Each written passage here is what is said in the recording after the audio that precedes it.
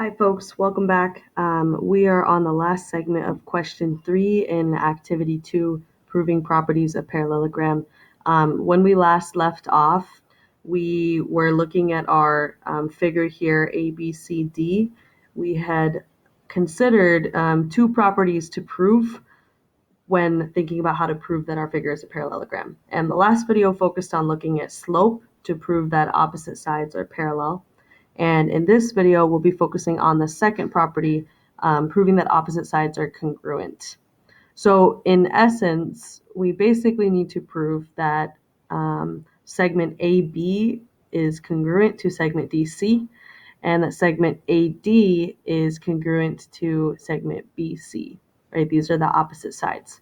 I will be focusing this video on this first part with AB and DC, and then I would like you to figure out the distance of AD and BC on your own. All right, so when we're thinking about congruence on the coordinate plane, especially with regards to segments, we are thinking about the distance between point A and point B being equal to the distance between point D and C, right? So we have to prove that these two distances are equal to each other.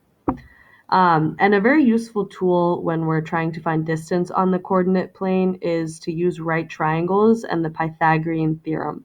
Okay, so I put a little thought bubble here. Our Pythagorean theorem with our a squared plus b squared equals c squared. Because when we have our right triangle, right, we can find our a and b values and then use this hypotenuse to solve for that distance. So I've drawn this triangle in green, so let's take a look below here. We have this side length here as 2, right? You can count that distance from 1 to 3, and then this horizontal side length as 1. So think of our a and b values as being 1 and 2, and then c is the hypotenuse, which is what we're trying to find. So we've got 2 squared plus 1 squared equals c squared, right? 2 squared is 2 times 2, which is 4. 1 squared is 1 times 1, which is 1, and that still equals c squared. And then next, right, we know that 4 plus 1 is equal to 5, so that equals c squared. And then to solve for c, we can take the square root of both sides, right? The radical and the exponent cancel out, and we're left with c equals the square root of 5. So the segment AB is equal to the square root of 5. Now we need to find the distance of DC. And if you look at my figure, right, these two triangles look very similar to me. And actually, if we count these units, the corresponding side lengths are exactly the same. So we have 2 and then 1. So I'm going to infer that the distance between D to C is also square root of 5. And let's just quickly check that inference with the Pythagorean theorem. So again, we've got our red triangle here that I've drawn out. A value is 2, B value is 1. Plug that into Pythagorean theorem, and then if we solve just like we did, we'll get square root of 5. So DC is also equal to the square root of 5.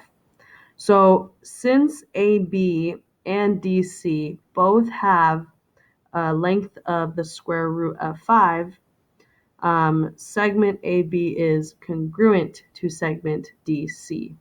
Okay, and so once we prove that segment AD is congruent to segment BC, then we can say that opposite sides are congruent, and then this proves that the figure is a parallelogram here.